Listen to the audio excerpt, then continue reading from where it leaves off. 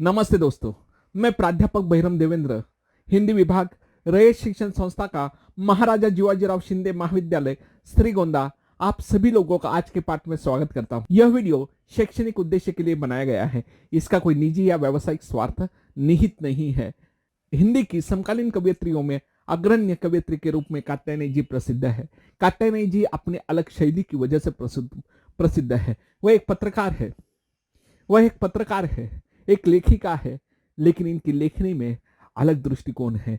पारंपरिक लेखन दृष्टिकोण इनकी कविताओं में नहीं प्राप्त होता। इनका दृष्टिकोण जो है उत्तराधुनिकतावादी दृष्टिकोण हमें इन कविताओं में दिखाई देता है। विशेष रूप से आपने राजनीतिक, सांस्कृतिक और सामाजिक विषयों पर, संवेदनशील विषयों पर पत्रकारिता भी की है। नवभारत टाइम्स में आपने लिखा है। उसी के साथ साथ आपने जो भी विषय चुने हैं कविता के, वह अलग दृष्टिकोण से प्रस्तुत किए हैं। चाहे वह रूढ़ी परंपराएं जो हमारे समाज को अवरुद्ध करती है, विकास की गति से रोकती है, उसके खिलाफ भी आपने लिखा है, लेकिन लिखने का दृष्टिकोण एक निष्प्रुह है। वहां आपकी कविताओं में ऐसा कभी महसूस नहीं होता कि आप सिर्फ स्त्रीवादी कवियत्री है। आपने अपना जो विशेष रूप से कात्यायनी जी की जो छवि है, ऐसी छवि नहीं है कि सिर्फ स्त्रीवादी कविताओं को लिखने वाली कवियत्री, इस रूप में आपने कभी नहीं लिखा है।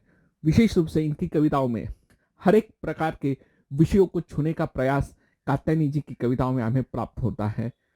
यह उन विषयों को छूती है, छूने का साहस कोई कर नहीं सकता। ऐसे विषय कात्यायनी जी ने चुने हैं। कात्यायनी जी के कविता संग्रहों में सर्वाधिक प्रसिद्ध कविता संग्रह है इनका 7 भाइयों के बीच चंपा। अप्रतिम कविता। मैं कह सकता हूं कि कात्यायनी जी की पहचान जिस कविता के कारण हुई वह थी 7 भाइयों के बीच चंपा, चेहरों पर आंच, इस पौरुषमय समय में, जादू नहीं कविता, फुटपाथ पर कुर्सी, अंधेरे की बारिश आदि कविता संग्रह इनके प्रसिद्ध हैं। निबंध साहित्य के रूप में कात्यायनी जी का विशेष रूप से निबंध संकलन दुर्ग द्वार पर दस्तक, प्रेम, परंपरा, विद्रोह आदि इनके प्रसिद्ध हैं। हम लोग कात्यायनी जी की कविता का संक्षिप्त पाठ करेंगे। उसके बाद हम लोग इस पर विवेचन करने का प्रयास करेंगे। और स्त्री विमर्श का अगला कदम, ऐसी कविता जो पहचानी जाती है, वह कविता है हॉकी खेलती लड़कियां। कवियत्री कहती है, कात्यायनी जी कहती है, आज शुक्रवार का दिन है, आज शुक्रवार का दिन है और इस छोटे से शहर की ये लड़कियां खेल रही है हॉकी, खेल रही है हॉकी। खुश है लड़कियां फिलहाल, खुश है लड़कियां फिलहाल, खेल रही है हॉकी। कोई डर नहीं बॉल के साथ दौड़ती हुई, कोई डर नहीं बॉल के साथ दौड़ती हुई। हाथों में सादे स्टिक, वे हरी घास पर तैरती, चूल्हे की आंच से, मुसल की धमक से दौड़ती हुई बहुत दूर आ जाती है, बहुत दूर आ जाती है। वहां इंतजार कर रहे हैं उन्हें देखने आए हुए वर पक्ष के लोग, वहां इंतजार कर रहे हैं उन्हें देखने आए वर पक्ष के लोग। वहां अम्मा बैठी राह तकती है, वहां अम्मा बैठी राह तकती है कि बेटियां आए तो संतोषी माता की कथा सुनाए और वे अपना व्रत तोड़े। बेटियां आए तो संतोषी माता की कथा सुनाए और वे अपना व्रत तोड़े। वहां बाबूजी प्रतीक्षा कर रहे हैं, वहां बाबूजी प्रतीक्षा कर रहे हैं दफ्तर से लौटकर पकौड़ी और चाय की। वहां भाई घूम घूम कर लौट रहा है, वहां भाई घूम घूम कर लौट रहा है चौराहे से, जहां खड़े हैं मोहल्ले के सौदे रोज की तरह, जहां खड़े हैं मोहल्ले के सौदे रोज की तरह। लड़कियां की हॉकी खेल रही है, लड़कियां की हॉकी खेल रही है। लड़कियां पेनाल्टी कॉर्नर मार रही है, लड़कियां पेनाल्टी कॉर्नर मार रही है। लड़कियां पास दे रही है, लड़कियां गोल गोल चिल्लाती हुई बीच मैदान की ओर भाग रही है। लड़कियां एक दूसरे पर ढह रही है, एक दूसरे को चूम रही है और हंस रही है। लड़कियां बारिश के बाद की नम घास पर फिसल रही है और गिर रही है और उठ रही है। लड़कियां लड़कियां फाउल खेल रही है, लड़कियों को चेतावनी दी जा रही है और वे हंस रही है कि यह जिंदगी नहीं है।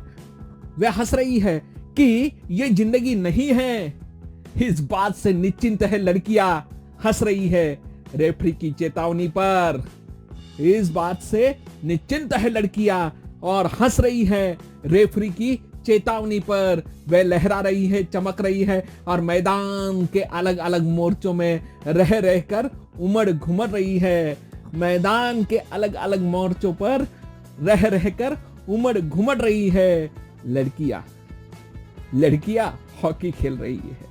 वे चीख रही है, सीटी मार रही है और बिना रुके भाग रही है, एक छोर से दूसरे छोर तक, एक छोर से दूसरे छोर तक।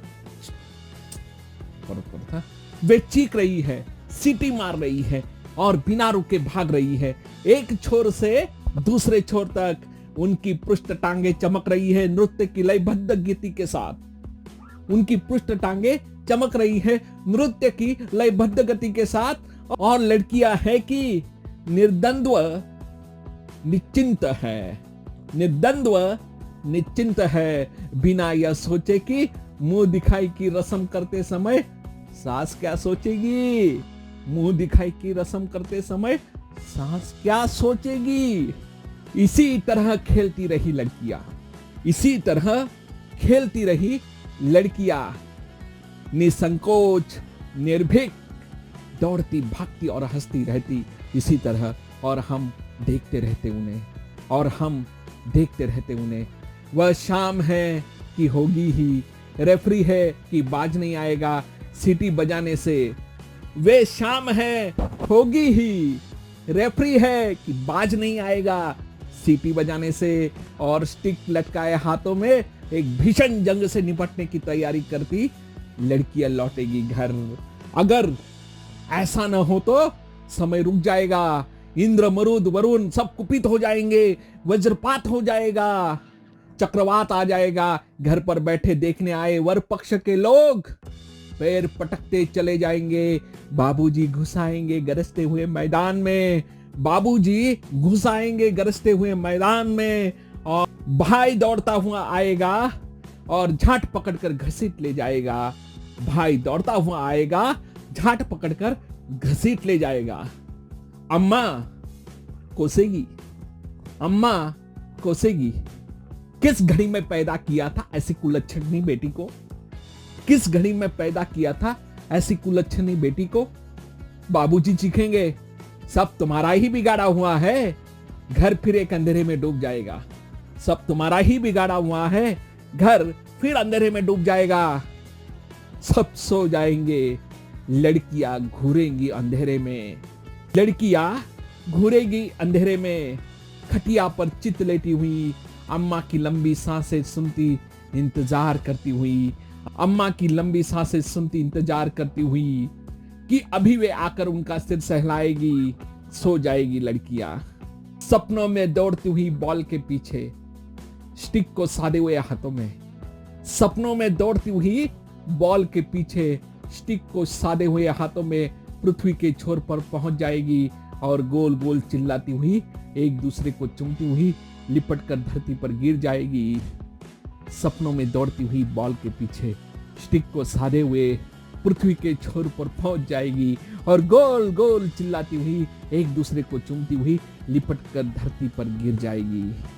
इस प्रकार हम लोगों ने हॉकी खेलती लड़कियां कविता को सिर्फ पढ़ा है। यह कविता एक दृश्य हमारे आंखों के सामने खड़ी करती है। कात्यायनी जी ने इस कविता में एक दृश्य हमारे सम्मुख खड़ा किया है। उस दृश्य में हमें दिखाई दे रहा है लड़कियां आनंद से खेल रही है, लेकिन उसके पीछे एक बोझ है। वो बोझ कौन सा है कि वर पक्ष वाले लोग आके रुके हुए हैं और इनकी राह देख रही हैं, इनकी राह देख रहे हैं। अरे पुरुष सत्तात्मक बंधनों को नकारती हुई ये लड़कियां है हॉकी खेल रही है। हम लोग हॉकी खेलने की स्टेप तक चले गए हैं, लेकिन इस आधुनिकता में भी और उत्तर आधुनिकता की आवश्यकता है कि लेकिन किसका डर है? पुरुष सत्तात्मक मानसिकता का पिता का डर है। मां का डर है, भाई का डर है, सब कुछ है, लेकिन ये खेल रही है, सबको भूलकर खेल रही है। खेलते हुए जो उनका रेफरी है वह सीटी बजाता है, वार्निंग देता है, फॉल कहता है, लड़कियां वो सुनती नहीं है। ये तो इसका काम है। जैसे जमाना हमेशा स्त्रियों पर टीका करता आया है, करने दो, नहीं डरने वाली हम लोग, इस भावना से वो हॉकी खेल रही है, इस भावना से वह हॉकी खेल रही है। पुरुष सत्तात्मक बंधनों को नकारती हुई ये लड़कियां आदर्श भारत की तस्वीर है। हमें वहां तक पहुंचना है, हमें वहां तक पहुंचना है। और कात्यायनी जी ने यहां लड़कियों का रोना, लड़कियों की सिसकियां, उसका वर्णन नहीं किया है। कात्यायनी जी ने नकारने की जो मानसिकता है लड़कियों की, उस पर जोर दिया है। इसीलिए कात्यायनी जी अलग कवयित्री है, अलग कवयित्री है। पुरुष सत्तात्मक बंधनों को नकारती हुई ये जो लड़कियां है, यह महत्वपूर्ण है। और उसी के साथ साथ स्त्री अस्मिता की जो पहचान है, उस पहचान को दृढ़ करने की ताकत इन लड़कियों में है। ये सिर्फ पहचान नहीं है, वो जो उनकी इमेज है, उनकी अस्मिता है, उनकी जो तस्वीर है, उसको दृढ़ करने की आज आवश्यकता है। स्त्री स्वतंत्रता की, नारी स्वतंत्रता की बड़ी बड़ी बातें हम लोग करते हैं, बड़ी बड़ी बातें हम लोग करते हैं, लेकिन यहां कवयित्री कहती है इन बड़ी बड़ी बातों से कुछ नहीं होगा। वहां नकारने की मानसिकता होनी चाहिए, उसको स्वीकारने की मानसिकता होनी चाहिए। इन बातों पर यहां पर जोर दिया गया है, इस पर महत्व दिया गया है, ये ध्यान में रखिए। हम लोग देखते हैं कि स्त्रियों को स्वतंत्रता देने से पुरुष को एक ऐसा लगता है कि उसने बहुत बड़ा काम किया है, या पुरुष प्रधान मानसिकता वालों को लगता है कि हमने स्वतंत्रता दे दी है, अब क्या चाहिए स्त्रियों को? स्त्रियों को सीटी बजाने वाला रेफरी नहीं चाहिए, स्त्रियों को दादागिरी करने वाला, ध्यान रखने वाला, ऐसा जैसे कोई गुनाह किया हो लड़कियों ने, ऐसा भाई भी नहीं चाहिए, ऐसा पिता भी नहीं चाहिए जो हमेशा गुनहगार की दृष्टि से लड़कियों को देखे। उन लड़कियों को स्वतंत्र रूप से अपनी अस्मिता, अपने सुख दुख को स्थापित करने के लिए एक ऐसी जगह चाहिए। अनामिका जैसे कहती है ना, बेजगह, उनकी बहुत सुप्रसिद्ध कविता है बेजगह, उसमें भी कहा था कि स्त्रियों की जगह क्या है। उस पर अनामिका जी की कविताओं में भी आपको दिखाई देगा। वैसे ही यहां पर यह कहती है, स्त्रियों के भव्य विकास की दृष्टि कात्यायनी जी ने इस कविता में रखी है और उसे नई पहचान दिलाने की दिशा हमें कवित्री देती है। यहां पर एक प्रसंग ऐसा लिया है कि लड़कियों आती है, वर पक्ष वाले चले जाते हैं, लड़कियों को डांटा जाता है, फिर वो अपनी मां से मातृ प्रेम की, वात्सल्य प्रेम की अभिलाषा रखती है। ये ध्यान में रखिए दोस्तों कि उनकी अभिलाषा क्या है कि घर के हर एक व्यक्ति उसे गुनहगार माने, कोई ना कोई तो हो उनका पक्ष लेने वाला। वह मां से अपेक्षा रखती है। यहां सिर्फ मां का वर्णन है, ये पिता कर सकते हैं, भाई कर सकता है, कोई ना कोई उनका पक्ष लेने वाला घर में होना चाहिए। और जिनके घर में ये पक्ष लेने वाले हैं वही आधुनिक लोग हैं, वही स्त्री पुरुष समानता वाले लोग हैं। और जो लोग स्त्री को, नारी को गुनहगार के रूप में देखते हैं, वे कुछ भी नहीं है। ये भी ध्यान में रखना आवश्यक है। स्त्री अस्मिता को वाणी देने का प्रयास किया है। समाज में परंपरागत अंधश्रद्धा, अंध परंपराएं, जटिलताओं से मुक्ति देने का प्रयास किया गया है। घिसी पीठी रूढ़ियों के बीच जिन लड़कियों को चुनौतियां हैं, उन चुनौतियों का सामना कैसे करना चाहिए, ये बात कही गई है।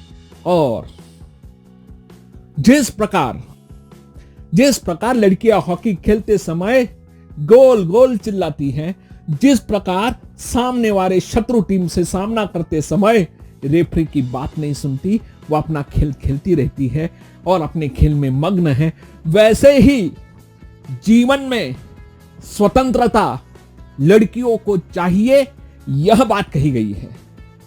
वैसे ही जीवन में, परिवार में, समाज में स्वतंत्रता लड़कियों को चाहिए। इस बात की ओर कवयित्री ध्यान देने के लिए कहती है।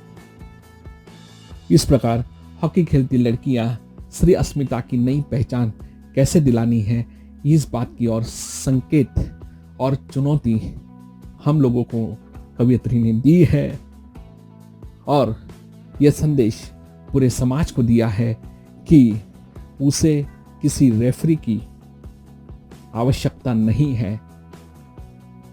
वो जिस मुक्त रूप से हॉकी खेल रही थी, उसी मुक्त रूप से परिवार में और समाज में और देश के विकास में अपना हाथ बटाए, यही उद्देश्य इस कविता का है। और कात्यायनी जी जाते जाते हमको एक फटकार लगा कर जाती है कि आधुनिकता का हम लोगों ने जो बुर्का पहना है उसे उतार कर हम लोगों को सिर्फ शब्दों से नहीं, कृति से लड़कियों को, स्त्रियों को स्वतंत्रता देनी है। इस प्रकार हम लोगों ने हॉकी खेलती लड़कियां कात्यायनी जी की कविता का संक्षिप्त विवेचन करने का प्रयास किया है। धन्यवाद। जय हिंद, जय कर्मवीर।